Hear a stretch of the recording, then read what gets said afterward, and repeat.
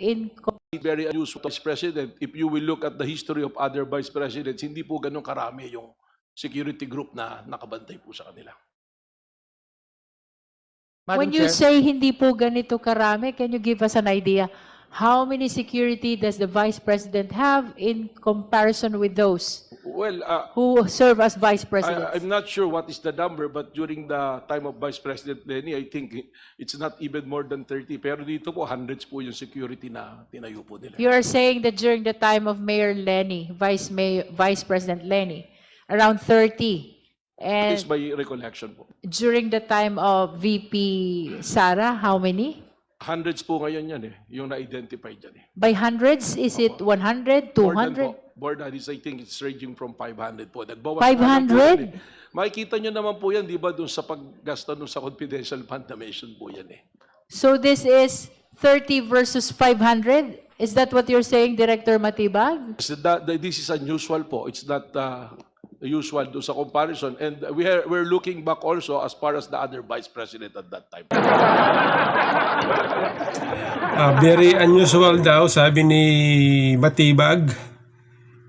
Sabi ni Matibag, very unusual daw na itong si VP Sara ay meron 100 na security sa kasalukuyan. Dati daw 500. Very unusual daw, sabi ni Matibag. Okay? Kinumpara kay dating Vice President Leni Robredo. Dati raw si Robredo ay 30 lang. Bakit kayo? Napakarami, 100 daw. Very unusual, Okay. Ay dito sa mga banat nitong bagong NBI director na si Matibag, parang nanliit po ang aking tingin sa kanya sapagkat biroan nyo, ang NBI po ay isa sa major law enforcement agency sa Pilipinas, NBI. Pero nagtataka siya kung bakit 100 daw ang security ni VP Sara. Okay? Very unusual daw. Ano ba yan? Sir, ikaw ay NBI chief. Okay? Malaki ang pondo mo para sa intelligence. Okay? Malawak ang network ng NBI. Bakit hindi ka mag-iimbestiga? Para malaman mo kung bakit 100 ngayon sa kasalukuyan ang security ni VP Sara. Parang lumalabas na iniintriga mo pa, di ba dapat nag-imbestiga ka?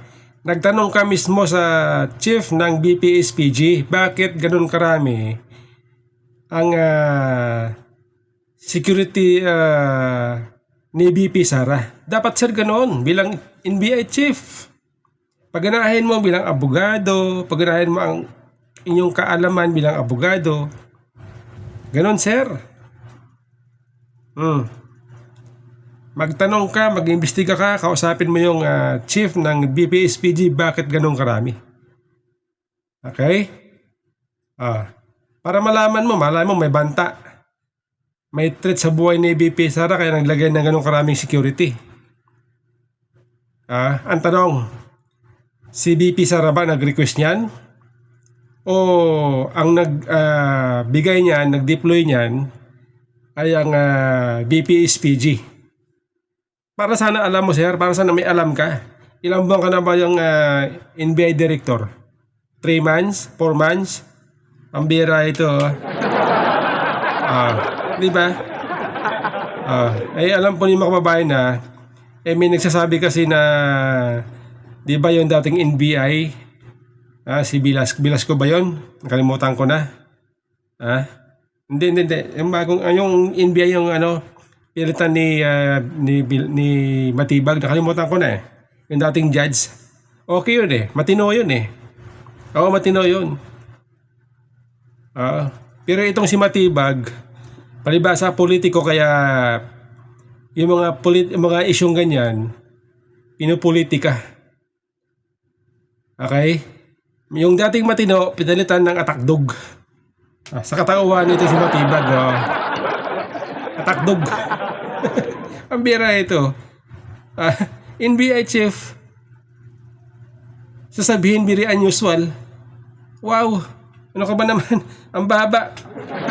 Bira ka, oh. Mag-imbestiga ka, sir. Huwag ka puro politika. Huwag ka puro pang-iintriga ang ginagawa mo. Oh. Ang bira ka. Sus Maria. Ito mga kababayan, itong video natin, ang video na ipi-play natin, no? Ito po ay presko ni VP Sara kung saan dito po tinatalakay niya, no? Itong mga issue patungkol sa kanyang sinasabing mga kaso, no? Yung tungkol doon sa kanyang nabanggit dati na kapag siya'y pinatay ay meron siyang taong kinausap. Okay? Sa akin pagkakalam, no, sa konteksto, ako alam ko, no, sa konteksto kasi na pagbabasya natin, okay, sabi ni VP Sara, kapag siya'y pinatay, may kausap na siyang tao na papatay daw kay ganito.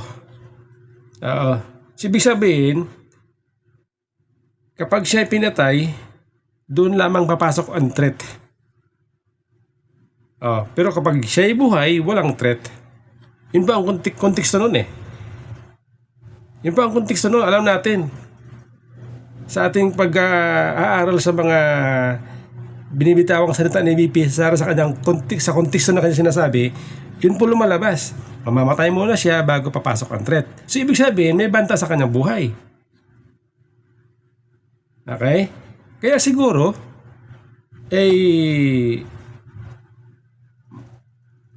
hundreds ang kanyang security. Dahil may banta sa kanyang buhay kasi sinasabi niya mamamatay muna siya. Pag pinatay siya, di ba? Ito po mga kababayan, ito po ang video ni VP Sara kung saan tinatalakan po niya dito yung mga issue patungkol daw sa mga kaso na gagawin at isasampa sa kanya. What's your reaction, ma'am, to these cases filed against you po? Lalo yung sinabing possible pati yung anti-terror at saka idagdag ko na rin yung pinal po ng PNP just today po against you, against your group commander and some more John Does and Jane Does po. Dahil sa nangyari po ng transfer from DMMC to St. Luke's po, ma'am. Yes, oo. Well, on face value, hindi ko naman nakita kung ano yung mga allegations niya, no?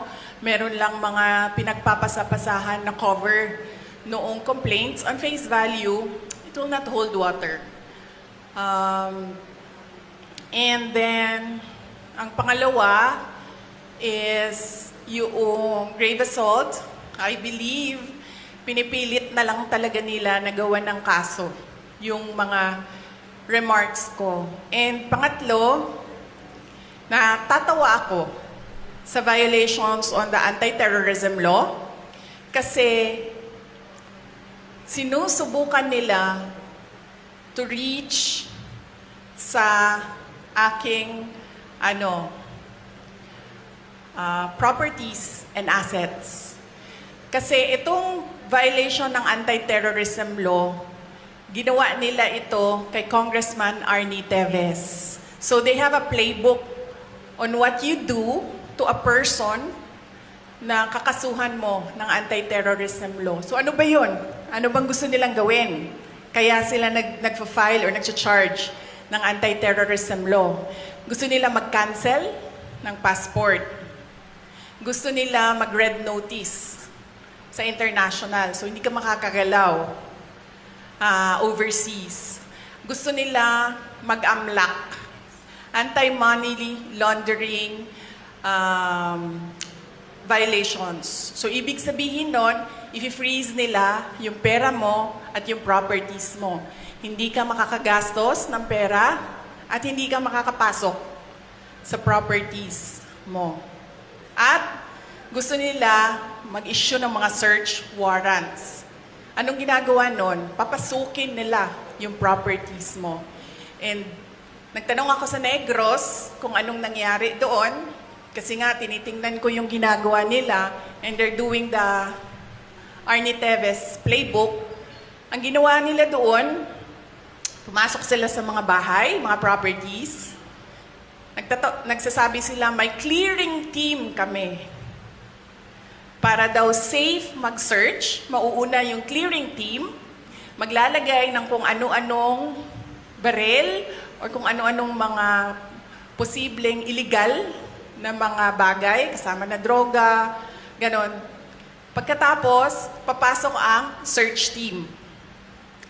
Pagpasok sa search team, syempre, nandoon na yung mga hinahanap kuno nila. So yan ang sinusunod nila. It's not without precedent ang pag-file nila ng anti-terrorism law. Yung mga sinabi ko ngayon, yun yung gusto nilang gawin. Kaya pinipilit nila na merong violation sa batas. Mag-cancel ng passport, mag-red notice, mag-amlak, mag-issue ng kaliwat kanang search warrant. So, ibig sabihin, babalik pa rin tayo dun that this is clearly oppression and harassment. For remarks that pinipilit nila to take it out of its logical context. Abogado ako. Alam ko kung anong illegal at illegal. Alam ko kung anong actionable at hindi actionable. Hindi actionable ang maghabilin ka. Hindi actionable yun. Walang active threat kung hindi ako mamatay.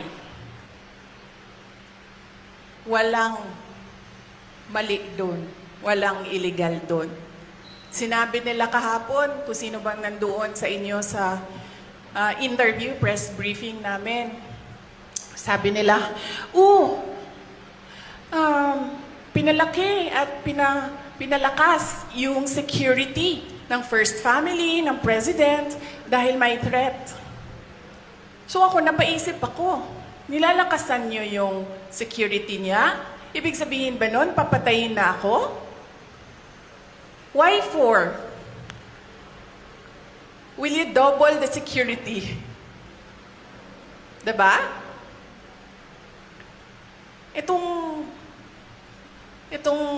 mga dictators and oppressors, unfortunately, hindi sila magaling mag-isip. Basta lang sila tira, pero hindi nila iniisip na lahat ng sinasabi nila, it doesn't make sense, especially kapag nagsisinungaling ka, mahuhuli at mahuhuli ka sa pagsisinungaling mo. Kaya nung nakita ko yung NBI, subpoena, nagpatanong kagad ako sa Negros, kasi it's not the first time na ginawa nila yon sa isang Pilipino. Sabi ko, anong nangyari sa Negros? Sinabi sa akin kung anong nangyari sa Negros. And sabi ko sa mga lawyers ko, yan ang gusto nilang gawin.